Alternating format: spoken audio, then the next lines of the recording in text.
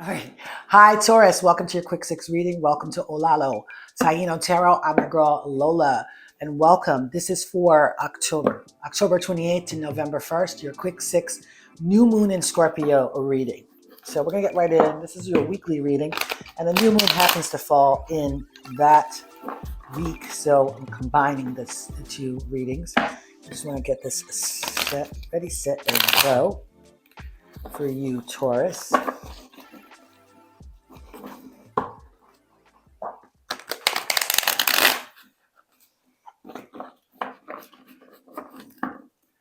All right.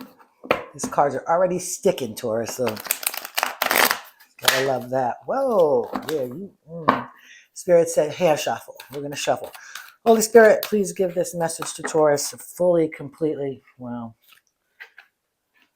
All right.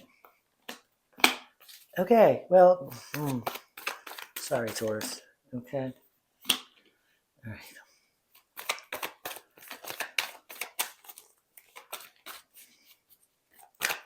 So some of my closest people are Tauruses. My dad, my sister, my grandmother.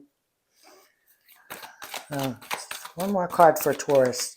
Sun, Moon, Rising. You gave me all these cards, Holy Spirit. Can we get one more to finish this off?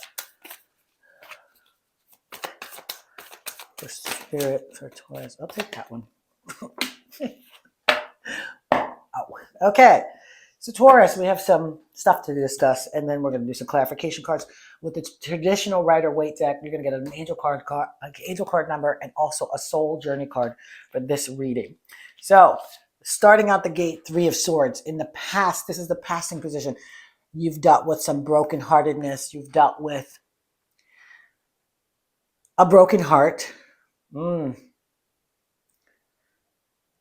sorrow, and conflict. I'm going to just say definitely a broken heart, sorrow, and conflict. There's a little grief going on in the past that you need to transcend and transmute. The High Priestess is coming up in the present card, which is a good thing because this allows me to tell you. This lets me know that you have connected to a higher awareness. Higher awareness. Let me put that right there. A higher awareness that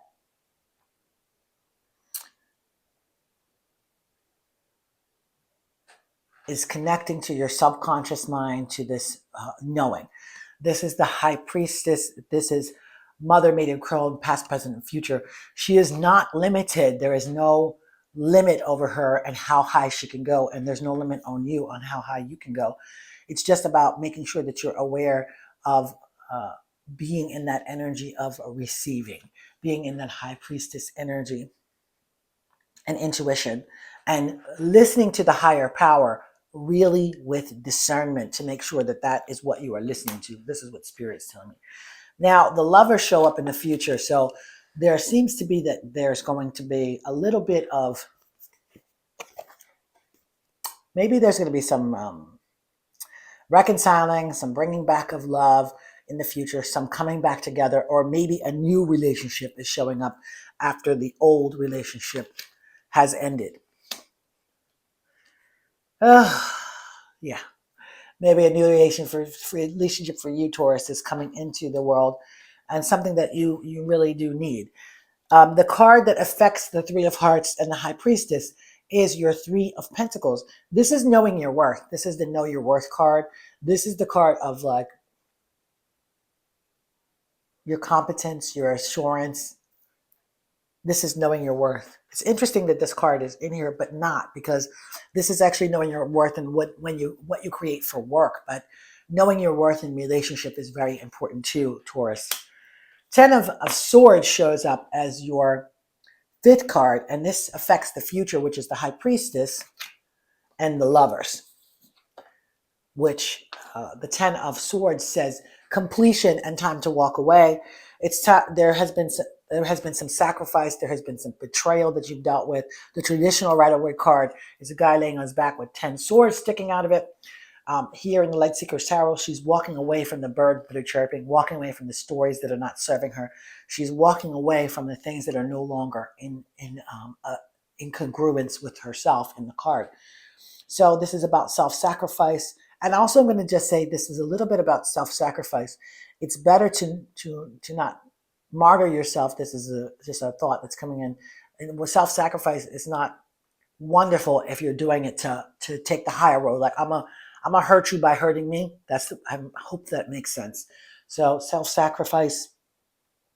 And this is interesting because this card represents being stabbed in the back by an external situation, person, place, or thing. And this is about you being stabbed in the back. The High Priestess says you need to stick to your intuition as you walk away from the things that have no longer served you. If you can walk away from the feeling of betrayal, of self-sacrifice, of being let down, then the relationship can show back up for you in a way that has never been seen before. And the basis of the situation is the Death card, which equals rebirth. So in this reading, there's an overall reading that perhaps a relationship that you had in the past that broke your heart will now be completely fixed, or will be not reintroduced, but it'll be fixed in a way that helps you to be reborn in yourself. That's the hardest. That was hard for me to get out because I'm trying to make sense of the reading. Let's get clarification on the Three of Swords for you, Taurus, to see what information Spirit can give us on the Three of Swords. Three of Swords. Letting the energy speak. There it is. Thank you very much, Holy Spirit. Well, Eight of Cups. Eight of Cups. This means that you cannot control the outcome. You cannot be so neurotic on what it looks like and how it shows up for you, Taurus. And I feel like that there might be a little bit of this ADD energy that's attached to this. Like, it has to be this way. See, he's walking away from the cups, but he couldn't get the cups to be even. He couldn't get it to set up correctly. So it's like walking away from this feeling of, I want things to be my way. He's very unfulfilled in this energy. There is going in a new direction. So it's time for you to walk away from the things that are not serving you. Again, this was the overall message with the Death and Rebirth. Walk away from the things that didn't serve you in this relationship, okay? Walk away from the things that you couldn't control, and find a new beginning so that you can move forward either with that person or in the next relationship. Wow. Ugh. Clarity for Ten of Swords. Clarity for Ten of Swords. Thank you very much. Of course, Two of Pentacles. Well, there's a lot of you needing to balance. Okay. There's a lot of you needing balance. Clarity for the Ten of Pentacles, Ten of Swords, which is the completion. This is betrayal and satisfaction, is the Two of Pentacles. This is about balancing not just money, but balancing your inner abundance. Balancing your inner abundance. And it's about adapting quickly to this change of you walking away from the stories that are no longer serving you, walking away from the things that are not clear to you. It's about being able to quickly adjust and balance that thing, that the situation.